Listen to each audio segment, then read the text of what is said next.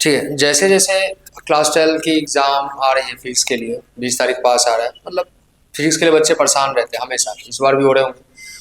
Paper कैसा होगा, किस तरह की होगी, डिफ़िकल्टी लेवल्स क्या होगी, और क्लास 12 के बच्चे हमेशा से फिजिक्स के लिए परेशान रहते हैं। तो पहले एक पैटर्न के बारे में डिस्कस करते हैं कि पेपर कैसा होगा। तो अभी अकॉर्डिंग टू द सीबीएसई या फिर आईएससी जो क्लास 12 के जो फिजिक्स होती है वो 2 लेवल में क्वेश्चन कैटेगराइज है, इस तरीके से होगी। मतलब अगर 100% क्वेश्चन है, वहाँ से 60% क्वेश्चन हमारा कॉम्पिटेंसी लेवल का होगा और 40% क्वेश्चन हमारा चला जाएगा ट्रेडिशनल में।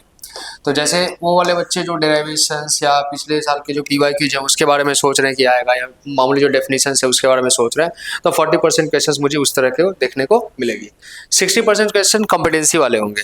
मतलब अगर सीबीएसई और आईएससी के बच्चे जो हैं तो उनको सीबीएसई ने जो रिलीज़ किया है कॉम्पिटेंसी फिगर, अगर उन्होंने नहीं सॉल्व करा है तो एक बार उस क्वेश्चंस को निकाल कर सॉल्व करें, देखें कि किस तरह की क्वेश्चंस आ रही है, ट्रिकी हो रही है, लॉजिकल हो रही है, एनालिटिकल हो रही है, और कंसेप्ट को अंदर डेप्थ से पूछा जा रहा है। तो पिछले 2-3 सालों की तरह इस बार भी फिजिक्स की जो पेपर है वो मॉडरेट टू डिफिकल्ट लेवल की होगी। 40% क्वेश्चन इजी मिलेंगे, 60% क्वेश्चन डिफिकल्ट मिलेगी। अब देखते हैं चैप्टर डिस्ट्रीब्यूशन हमारा जैसे पहले से आता रहा है ना, वैसा ही हमारा है, मार्क्स में कोई डिफरेंस नहीं है। लेकिन मैं यहाँ पर ब्रेक डाउन करूंगा कि चैप्टर्स के अंदर से कितने कितने मार्क्स आने वाले हैं। जैसे मुझे इलेक्ट्रिक फील्ड पोटेंशियल, कैपेसिटेंस और करंट को मिला करके 16 मार्क्स मिल रही है। यहाँ पर क्या सोच सकते हो कि जो इलेक्ट्रिक फील्ड एंड पोटेंशियल वाली जो चैप्टर है वहाँ पे मुझे 7 से 8 मार्क्स मुझे आएगा। मतलब ये वाले चैप्टर से 7 से 8 मार्क्स के क्वेश्चंस आएंगे।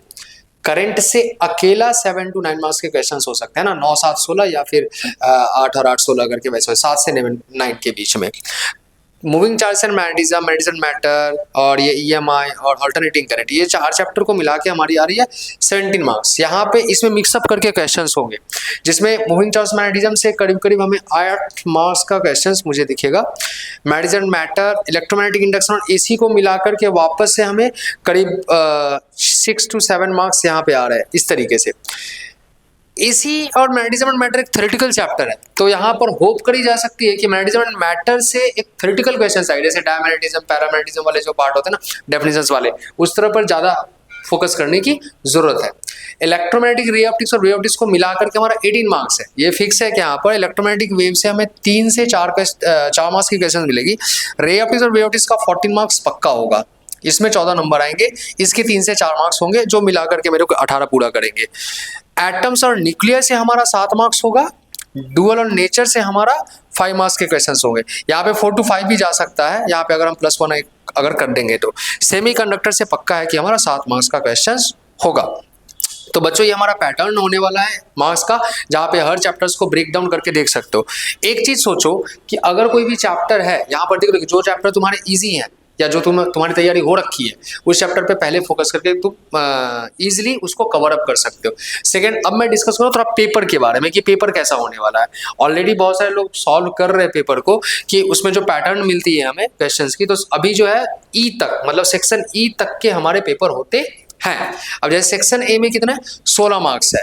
अब 16 मार्क्स में हमें 14 एमसीक्यू मिल रहे हैं, 14 एमसीक्यू मिल रहा है, और 2 हमारे एमसीक्यूज है, लेकिन ये असर्शन रीजन वाले एमसीक्यूज होंगे, ऐसे आएगा। उसके बाद आ रही है अपनी सेक्शन बी।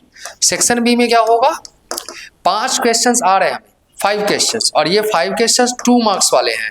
मतलब यहाँ पे हमें 10 मार्क्स की क्वेश्चंस मिलेगी, यहाँ पर हमें 16 मार्क्स की क्वेश्चंस मिल रही है।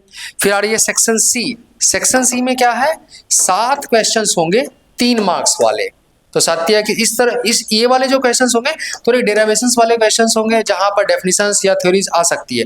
2 मार्क्स वाली जो क्वेश्चंस है वो तो ट्रिकी होगी, इजी होगा बट क्या होगा, ट्रिकी होगा। ओके, सेक्शन डी देख रहे हैं। सेक्शन डी में हमको सीबीएस की 2 क्वेश्चंस मिलेगी, केस बेस्ड स्टडीज वाले क्वेश्चंस, कॉम्पिटेंसी में भर के उन्होंने सवाल दिया है, उसको सॉल्व करना बहुत ही जरूरी है।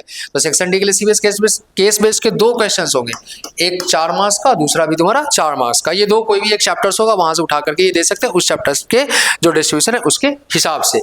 सेक्शन ई काफी स्कोरिंग होता है, तो यहाँ पर हमें 3 क्वेश्चंस मिलेगी, इंटरनल ऑप्शंस भी होंगे, 3 क्वेश्चंस आएगी इंटरनल ऑप्शंस के साथ में, 5 मार्क्स के 3 क्वेश्चंस अंदर के ऑप्शंस हैं, चैप्टर के साथ आ रही है रे ऑप्टिक्स के सवाल, या फिर जो बड़े डेरिवेशंस वाले होते हैं, मूविंग जो मैग्नेटिज्म है, मूविंग चार्जेस एंड मैग्नेटिज्म, उस वाले जो क्वेश्चंस है इस जगह पे हो सकते हैं।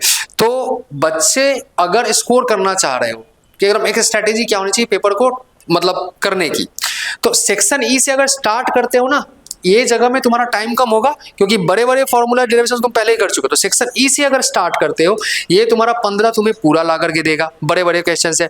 सेक्शन डी करते हो तो इसकी आंसर्स वहीं पे रख रखी है, केस बेस्ड के होते हैं, इजी क्वेश्चन होते हैं, थ्रीज वहीं पे लिखी होती है, पढ़ लोगे डायरेक्टली आंसर्स करते, ये 8 मार्क्स तुम्हारे इजिली स्कोर हो सकते हैं।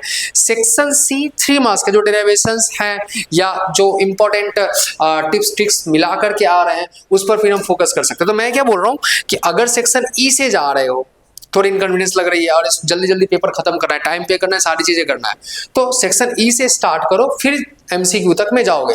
इसमें एक एक क्वेश्चंस थोड़े न्यूमेरिकल वाले होंगे तो सॉल्व करने में एक समय जाता है, जितनी समय में तुम इसको सॉल्व करने में लगाओगे टाइम, उतने में तुम सेक्शन डी और ई इजिली कर सकते हो। ये तुम्हारे 15 प्लस तुम्हारे 8 23 नंबर तुमको ला करके दे देंगे और वापस हम लोग इसको तैयारी कर सकते हैं। ओके, नेक्स्ट हमारी क्रैश कोर्स चल रही है अकॉर्डिंगली 7-8 दिनों के अंदर में यूट्यूब पे मैं लाइव जा रहा हूँ हर दिन।